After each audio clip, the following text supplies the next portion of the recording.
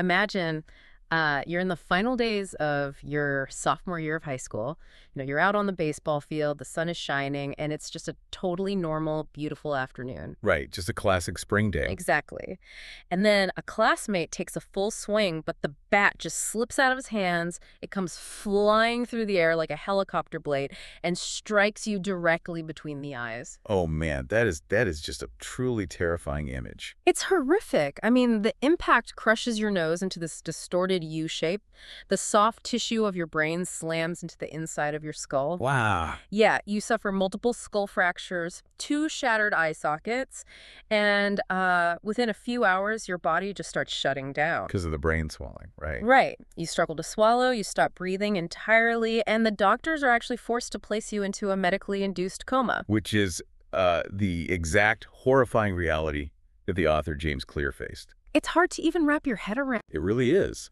And yet, this near-fatal accident forced him to develop a system of recovery that, well, it eventually became one of the most famous operating manuals for human behavior ever written. Welcome to this deep dive into the source material that came out of that incredible experience, a book called Atomic Habits. Today, we're unpacking how Clear's survival strategy completely rewrites the rules of how we change our lives. And we really want you to understand this because the spoiler alert here is that monumental life transformations, they don't actually require massive superhuman overhauls. My goodness, because I definitely don't have superhuman willpower. Right. I mean, looking at his incredible recovery, he eventually went on to become an academic All-American athlete. Which is insane after that kind of injury. Exactly. But we see that it wasn't the result of one miraculous cinematic leap. His recovery was built on tiny, seemingly insignificant routines. Like what, exactly? Well, when he finally got to college, he couldn't control the big things. He couldn't force his brain to heal faster. But he could control going to bed at a specific time. He could control keeping his dorm room incredibly neat. Sort of controlling the controllable. Yeah, those microscopic habits gave him back his sense of agency. Okay, let's unpack this, because if tiny changes literally saved his life and rebuilt his physical foundation, how do we quantify that power on a larger scale? I mean, how does this play out when stakes are professional? To understand the math behind this, the source text actually points us to the 2003 British cycling team. Oh, this is a wild story. It really is. Because historically speaking, they were a disaster. I mean, they'd endured over 100 years of absolute mediocrity. Yeah, since like 1908, right? Yeah, since 1908, they had won only one single gold medal, and no British cyclist had ever won the Tour de France. They were so bad that top European bike manufacturers actually refused to sell them gear. Exactly. They thought associating with the British team would ruin their brand image. That is painfully embarrassing. I mean, to have companies refuse your money just so they don't look bad by association. So it forces a change in leadership. They hire a man named Dave Brailsford as their new performance director. And he brought in this relentlessly specific philosophy called the aggregation of marginal gains. The aggregation of marginal gains, meaning what exactly? His theory was that if you break down every single component of riding a bike and you improve each part by just 1%, the accumulated increase in performance would be staggering. So they just like tweaked the gears and the seat heights? Well, they did those expected things, redesigning seats, using lighter indoor racing suits.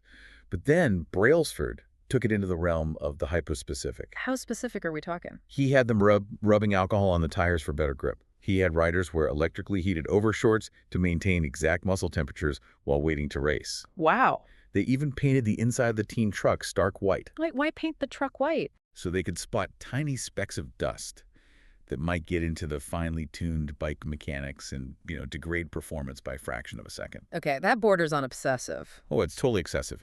But you really can't argue with what happened next. Just 5 years after Brailsford took over, British cycling dominated the 2008 Olympics in Beijing. They won like 60% of the gold medals available, right? Exactly. Then they set 9 Olympic records in 2012. And over a 10-year span, they won 5 Tour de France victories. That is just wild. It is. The math completely backs up this level of obsession. The book breaks it down like this. If you just get 1% better every day for 1 year, You become mathematically nearly 38 times better by the time the year is done. 38 times, that's huge. But getting 1% worse every day takes you down to almost zero. It reminds me of the airplane analogy from the text. Oh yeah, the flight from LA. Right. Imagine an airplane flying from Los Angeles to New York. If the pilot shifts the nose of the plane just 3.5 degrees south right at takeoff, you wouldn't even feel it. The nose moves maybe a few feet. Barely noticeable. Exactly. But by the time you cross the country, you don't land in New York. You land in Washington, D.C., which is hundreds of miles away. That trajectory shift is everything. But I have to push back here because the math is incredibly simple. The airplane analogy makes perfect sense. So why do you and me and so many people out there just quit our good habits after a week? It's a great question. I'll give you a real example. I start a new workout routine. I exercise perfectly for 6 days. I look in the mirror and my stomach looks exactly the same, so I just throw my hands up and quit. Yeah. What you are experiencing there is what the text calls the plateau of latent potential. Plateau of latent potential. Right. Humans are biologically wired to expect linear progress. We put in a certain amount of effort, and we demand an immediate equivalent result. We want the payoff now. Exactly. But the most powerful outcomes of any compounding process are delayed. Think about an ice cube. Okay, an ice cube. Imagine you're in a room that's 25 degrees. You have an ice cube sitting on the table. Slowly, the room heats up. 26, 27, 28 degrees. Still an ice cube. Right? 29, 30, 31 degrees. You put all this heat in, all this energy, and nothing has happened. The ice cube is exactly the same. But then it hits 32 degrees. Exactly. 32 degrees, and it starts to melt. A 1-degree shift, no different from the temperature increases before it, but it unlocks a massive change. Building a habit is just like That that. is such a good visual because we think the effort before 32 degrees was wasted. But it wasn't wasted. It was just being stored. And the physical mechanism in your brain actually explains this. When you start a new habit, you are trying to build a new neural pathway. It's like cutting a new trail through a really dense jungle. Perfect analogy. And every time you perform the action, your brain wraps that specific neural pathway in a fatty substance called myelin. Myelin. Yeah, this myelin acts like insulation on an electrical wire. The thicker the myelin sheath, the faster and more effortlessly the signal travels. But myelination takes time. Ah, I see. For the first few weeks, you are putting in the effort, but the pathway just isn't fully insulated yet. You are waiting for the physical structure of your brain to catch up with your ambition. That makes so much sense. I like to think of it like trying to push a stalled car. Oh, yeah. You put your entire body weight into the trunk, your muscles are screaming, you're sweating, and for the first 10 seconds, the tires do not budge a single millimeter. It feels completely useless. You're just pushing against a brick wall. Right. But the effort isn't wasted. It's just building the kinetic energy required to overcome the static friction. Once the tires roll 1 inch, the momentum takes over, and suddenly you can push the car at a walking pace. That perfectly captures the struggle. People quit when they are still pushing against that static friction. They haven't broken through the plateau. Okay, so if staring at our end goal, like looking a certain way in the mirror or crossing a finish line, if that just leaves us frustrated because we are stuck pushing a stalled car, what are we supposed to focus on instead? We have to shift our focus entirely to the system. There is a core concept in the source material that states, and this is vital, you do not rise to the level of your goals. You fall to the level of your systems. You fall to the level of your systems. I love that. If you look at any competition, the winner and the loser generally have the exact same goal. Oh, sure. Every Olympian wants the gold medal. Every candidate wants the job. Right. The goal cannot be what differentiates them. The difference is the daily system they implement. But to truly build a lasting system, we have to look at the 3 layers of behavior change. Picture an onion with 3 layers. Okay, I've got my onion. The outermost layer is outcome change. This is what you get. Losing weight, writing a book, winning a championship. The middle layer is process change. This is what you do. Implementing a new gym routine, decluttering your desk. But the innermost layer, the very core of the onion, that is identity change. This is what you believe about yourself. Your worldview, like your deep-seated self-image. Exactly. Most people tackle change from the outside in. They say, I want to lose weight, so I will go to the gym. They start with the outcome, move to the process, but they never address the core identity. So what does this all mean? If you want to lose weight, you shouldn't just set a goal to lose 20 pounds. You have to fundamentally believe you are a healthy person. Exactly. If your identity is someone who prioritizes comfort over exertion, going to the gym will always trigger cognitive dissonance. Your brain hates cognitive dissonance. It wants your actions to match your beliefs. So you're constantly fighting your own subconscious. Right. Or like, if your identity is tied to being a consumer rather than a creator, you will always struggle to save money because your core belief naturally pulls you towards spending. Yes. To achieve true, lasting behavior change, you have to change the identity first. But how do you just magically alter your identity? I mean, you can't just wake up, look in the mirror, and say, I am an elite athlete now if you haven't worked out in 5 years. Your brain knows you are lying. It does. Your brain demands evidence. And this is where the tiny habits become so vital. Every action you take is a vote for the type of person you wish to become. A vote. Yes. You don't need a unanimous vote to win an election. You just need a majority. If you practice guitar for 5 minutes, you cast a vote that you are a musician. Over time, those atomic habits build up a mountain of undeniable evidence that reshapes your self-image. The habits provide the evidence that changes the identity, and then the new identity makes the habits easier to maintain. It's a continuous, self-reinforcing loop. Precisely. So, knowing we need to cast these votes, how do we actually start doing it without relying on sheer willpower? We look under the hood at the neurological loop running in our brains every single second. It is a 4-step cycle: cue, craving response, and reward. Cue, craving, response, reward. Your brain notices a cue in the environment. That triggers a craving or desire. That motivates a response, which is the action itself. And that action delivers a reward. From this loop, the text derives 4 distinct laws of behavior change. Let's walk through those practically. If you're a listener tuning in on your morning commute right now, think about your morning routine. Did you actively choose what you ate for breakfast, or did your environment choose it for you based on what was sitting on the kitchen counter? That brings us straight into the first stage, the cue. To build a good habit, you must make the cue glaringly obvious. Relying on vague intentions like, I'll read more, almost always fails. Yeah, that never works for me. Instead, the book suggests habit stacking.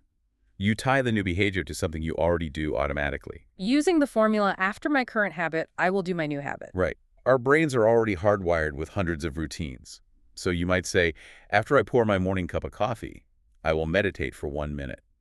The coffee is an obvious, unavoidable cue. You can amplify this with environment design, too. Like, if you want to practice guitar, don't leave it in a case under your bed. Put it on a stand right in the middle of your living room. Make it impossible to ignore. But what about the flip side? I mean, our culture is so obsessed with willpower, we tell people to just have some self-control. Willpower is highly overrated. Right. I have a personal anecdote here. I tried to cut out sugar a while ago, but I kept this big glass jar of chocolate chip cookies on my kitchen island. I told myself they were just for guests. I can guess how that ended. Every single night, I stared at that jar, relied on my willpower, and every single night, I eventually ate a cookie. The secret of people with incredibly high self-control is that they simply spend less time in tempting situations. So they don't have better willpower. Not at all. They just have better environment design. So for bad habits, we invert the rule. Make the cue invisible. Take the cookie jar off the counter. If you waste time on your phone, leave it in another room while you work. Reduce your exposure to the cue, and the craving never even has a chance to trigger. Out of sight, literally out of mind. Exactly. Okay, so once we've designed our environment, we hit the second stage, the craving. If hiding the phone fixes the distraction, what about things we actively dread doing, like going for a run in the cold? How do we artificially make that appealing? We have to understand the evolutionary biology of the dopamine-driven feedback loop. We often associate dopamine with pleasure, right? Sure, like the reward chemical. But neurologically, dopamine spikes the highest. Not when you experience the reward, but when you anticipate it. Anticipation is the engine. Think about our human ancestors foraging on the savannah. If their brains only released dopamine after they ate the wild berries, they would never have the motivation to walk 5 miles to find them. The anticipation of the sweet fruit is what got them moving. The anticipation drives the action. Yes, and we can hijack this mechanism today using something called temptation bundling. Meaning you bundle an action you want to do with an action you need to do. You link them together. You might create a rule that you can only listen to your absolute favorite true crime podcast while you are running on the treadmill. You are using the anticipation of the podcast to pull you through the friction of the workout. That's smart. There is also a really powerful social dimension to our cravings. We are herd animals, What? biologically driven to fit in for survival. The text points out that we imitate the habits of three distinct social groups. Okay, what are they? The close, meaning our family and friends. The many, meaning the broader tribe. And the powerful, those with status and prestige. So if fitting in is a survival mechanism, the normal behavior of the tribe will usually overpower the desired behavior of the individual. Absolutely. Like if you want to be a reader, joining a book club makes reading attractive because it earns you social approval. It changes the craving from I have to read to I get to connect with my tribe. Moving through the loop, we have the cue made obvious, the craving made attractive. Now we hit the response phase, the actual physical action. This is usually where I fail. Getting my running shoes out is easy. The running part is hard. Well, human beings are naturally wired to conserve energy. This is the law of least effort. Given two options, we will almost always gravitate toward the one that requires the least amount of work. Which explains why doom scrolling on social media is a universal problem. I mean, it takes zero physical or mental friction to swipe a thumb. To combat this, you have to reduce the friction associated with your good habits. Stop trying to summon Herculean motivation. Redesign your life so doing the right thing is the path of least resistance. Like laying out your gym clothes the night before. Yes. And the ultimate tool for this is the 2-minute rule. You take whatever new habit you want to build and scale it down until it takes 2 minutes or less to do. Read before bed becomes read one single page. Run 3 miles becomes tie my running shoes. Here is where it gets really interesting and where I kind of have to play devil's advocate. Go for it. I look at that and think, isn't doing just 2 minutes completely useless? Tying my shoes doesn't burn a single calorie. Reading one sentence doesn't make me an intellectual. No one gets fit doing one push-up. It seems completely useless if you are only focused on the outcome. But remember, we are prioritizing the system and the identity. The fundamental advice here is standardize before you optimize. Standardize before you optimize. You cannot improve a habit that does not exist. You cannot improve a habit that doesn't exist. That is profound. Think about the concept of activation energy in chemistry. It takes a massive spark to start a fire, but very little energy to keep it burning. The brain works the exact same way. Oh, I see. The amygdala, which processes fear and threat, gets overwhelmed by the idea of a grueling 2-hour workout. It creates resistance. But a 2-minute action slips right past the amygdala. By tying your shoes, you are establishing the neurological entrance ramp to a new behavior. You are mastering the art of showing up. Exactly. Once the gateway habit is standardized, you can slowly expand it. And conversely, if we want to stop doing a bad habit, we increase the friction. We make it difficult. If you watch too much television, unplug it after every single use. Put the remote in a drawer in another room. Just add annoying steps between you and the bad choice. Make the activation energy too high to bother. Which brings us to the final step of the loop, the reward. This is the cardinal rule of behavior change. What is immediately rewarded is repeated. What is immediately punished is avoided. But there's a massive evolutionary mismatch happening here, isn't there? Because the costs of our good habits are entirely in the present, but the rewards are delayed. It's the ultimate trap. Yeah, if I eat a kale salad today, I don't get a six-pack tomorrow. But if I eat a donut right now, I get immediate sugar euphoria, and the weight gain is delayed until next month. That evolutionary mismatch is the root of so much human misery. We evolved in an immediate return environment on the savannah where finding food meant immediate survival. But modern society is a delayed return environment. We work today to get a paycheck in 2 weeks. So how do we fix that? To bridge that gap and make habits stick, we have to artificially attach immediate pleasure to good habits and immediate pain to bad ones. How does that actually look in practice? Well, let's say your goal is to stop buying frivolous items online so you can save up for a trip to Europe. Every time you successfully close your browser without buying that jacket you don't need, immediately log into your banking app and transfer that exact amount of money into an account labeled Europe trip. Oh, I like that. You get the immediate dopamine hit of watching your travel fund increase, which replaces the immediate satisfaction of buying the jacket. And for bad habits, how do we introduce immediate pain? You use a habit contract or an accountability partner. If you sign an agreement with a friend that you will pay them $100 every time you skip your morning workout, the immediate painful sting of losing that money and losing face with your friend far outweighs the temporary comfort of staying under the warm blankets. Okay, a reality check though. Let's say a listener implements everything we've talked about. They design their environment, they bundle their temptations, they use the 2-minute rule, and they set up immediate rewards. Sounds like a solid system. It is, but what happens 6 months down the line when the habit becomes so deeply embedded in routine that it just gets completely boring? I feel And like boredom is the silent killer of any long-term pursuit. you are spot on. The greatest threat to success is not failure. It is boredom. When a habit becomes automatic, the novelty wears off. So how do we fight the boredom? To maintain engagement, the text introduces the Goldilocks rule. Humans experience peak motivation when working on tasks that are right on the edge of their current abilities. Not too hard, because that causes anxiety. Not too easy, because that causes boredom. You need a 50-50 split between success and failure. You have to continuously move the goalposts just slightly to keep the brain engaged in the process. You do. But eventually, even the challenge itself can become repetitive. And the stark truth we have to face is that stepping up when it is annoying or painful or draining, that is what separates the professional from the amateur. Professionals stick to the schedule through the monotony. Amateurs let life get in the way when the inspiration fades. You literally have to fall in love with boredom. Pretty much. However, there is a crucial caveat here. Hmm? Because habits are automatic, it means we eventually stop paying attention to little errors. If you just mindlessly repeat a golf swing for 10 years, you don't become Tiger Woods. You just permanently encode a mediocre swing into your myelin sheaths. So repetition isn't enough on its own. No. Therefore, the formula for mastery is habits plus deliberate practice. You must continuously review and reflect on your performance to avoid slipping into mindless repetition. This has been an absolutely incredible journey through the mechanics of our own minds. Let's summarize the mission we've just completed. It starts with recognizing that tiny 1% changes don't just add up, they compound. They shift the trajectory of the airplane so you end up in a totally different destination. We learned that daily systems matter infinitely more than distant goals, and that true, lasting change requires a fundamental shift in your core identity. Every action is a vote for the person you want to become. And you rig that internal voting system in your favor by following the 4 stages of the habit loop.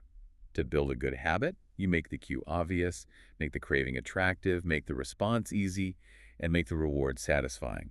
And to break a bad habit, you just invert those laws. You hide the cue to make it invisible, you make the behavior unattractive, you add friction to make it difficult, and you attach immediate consequences to make it unsatisfying.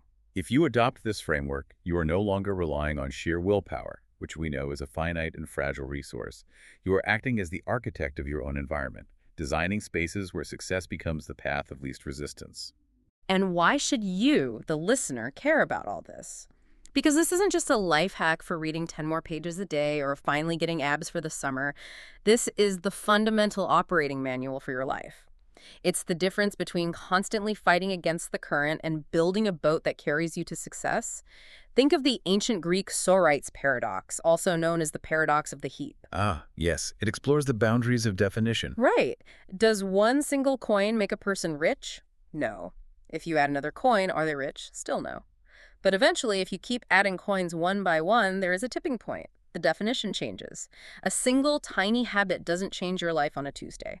But thousands of them, compounding over time, create a massive tipping point where failure becomes incredibly difficult and success becomes your new default state. As we wrap up this exploration, I want to leave you with a final thought to mull over. We just spent a lot of time exploring the powerful loop between your habits and your identity. Yeah. Your habits shape who you believe you are, and that belief drives your future habits. Yeah. But considering just how much our physical spaces and social environments dictate our initial habit formation, the cues we trip over, the tribes we naturally imitate for survival, it makes you wonder how much of your deeply held identity is actually a genuine expression of your true internal self, and how much is just the accidental byproduct of the physical spaces and social groups you happen to have been born into. Wow. That is a staggering thought. Are we who we are, or are we just where we are? It really forces you to take a hard look at the environments you occupy. So the next time you find yourself stuck, frustrated by that agonizing lack of visible progress, just remember you don't need a massive overnight overhaul. You just need to look for that 1%. You are pushing the stalled car. You just have to keep going until momentum takes over. Keep casting those votes.